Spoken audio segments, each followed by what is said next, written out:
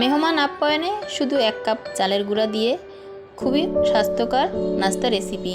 আসসালামু আলাইকুম, আমি মনিরা মুন্নি, কুকিং চ্যানেলে সবাইকে স্বাগতম। তো আজকের পর্বে সামান্য কিছু উপকরণ দিয়ে খুবই হেলদি ও মজার নাস্তা রেসিপি শেয়ার করব। তৈরি করার জন্য প্রথমেই চুলায় প্যান বসিয়ে 1 কাপ পরিমাণ পানি, স্বাদ মতো লবণ ও চিনি অ্যাড করে নিলাম। আপনি মিষ্টি যেভাবে পছন্দ করেন চিনির পরিমাণটা বাড়িয়ে কমিয়ে নিতে পারেন। অল্প কিছুটা ঘি অ্যাড করে দিলাম সুন্দর একটা ঘ্রাণের জন্য। যখনই পানি ফুটে আসবে 1 কাপ পরিমাণ চালের আটা অ্যাড করে নিয়ে সমস্ত উপকরণের সাথে ভালোভাবে নাড়াচাড়া করে মিশিয়ে নিব। এরপর ঢাকনা দিয়ে ঢেকে চুলার আঁচ একবারে লো আঁচে রেখে 3 থেকে 4 মিনিট অপেক্ষা করব। ঠিক 3 থেকে 4 মিনিট পর ঢাকনা তুলে নিয়ে আবার একটু নাড়াচাড়া করে দিব। চুলা থেকে নামিয়ে নিয়ে ঠান্ডা করে একটা পিঁড়ায় তুলে নিব। একটা পিঁড়ায় তুলে নিলাম। এবার হাতের তালুর অংশে কিছুটা পানি অ্যাড করে নিয়ে ভালোভাবে মেখে নিতে হবে। যখনই একবারে নরম হয়ে যাবে আর ভিতরে কোনো গুটি বা দানা না থাকবে তখনই বুঝে নিতে হবে ডোটা মেখে নেওয়া খুবই পারফেক্ট হয়েছে। গোলাকার শেপ দিয়ে নিয়ে উপরের অংশটায় কিছুটা পানি বা তেল মেখে নিয়ে সাইডে রেখে দিব।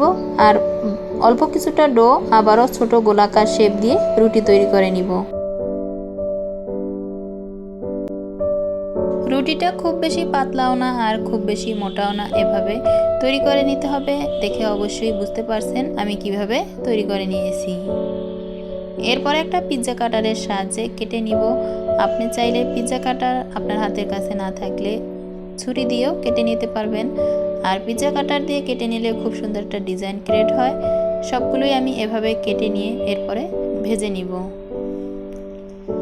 আর এতটাই মজার হয়, খুবই ফুলকো ফুলকো মুসমুসে হয়। আগে থেকে এখানে মিষ্টি অ্যাড করে নিয়েছি, ঠিক তেলের পিঠার মতোই খেতে লাগে, তবে কিন্তু খুবই মুসমুসে হয়। অল্প সময় মেহমান আপ্যায়নে এই পিঠাটার কিন্তু কোনো জুড়ি নাই। সবগুলোই আমি কেটে নিব একই প্রসেসে আর একইভাবে সবগুলো তৈরি করে নিয়ে তৈলে ভেজে নিব।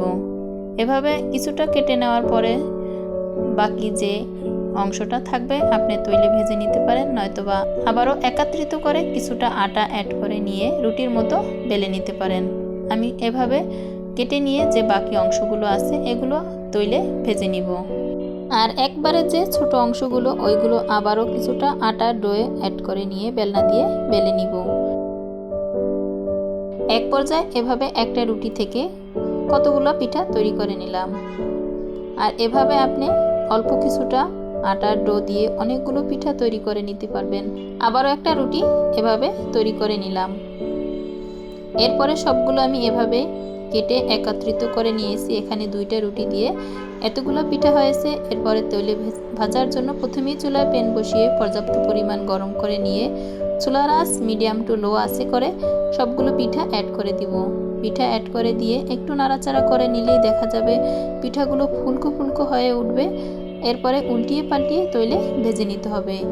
এরকম একটা কালার করে তৈল থেকে সবগুলো পিঠা তুলে নিয়ে এরপরে পরিবেশন করে আপনাদের দেখিয়ে দিলাম। যে যেখান থেকে দেখছেন ভালো থাকবেন, সুস্থ থাকবেন। আল্লাহ হাফেজ।